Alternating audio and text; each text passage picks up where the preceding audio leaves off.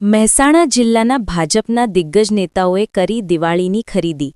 Make in ઇન્ડિયાને પ્રોત્સાહન આપી સ્થાનિક વેપારીઓને ટેકો આપ્યો.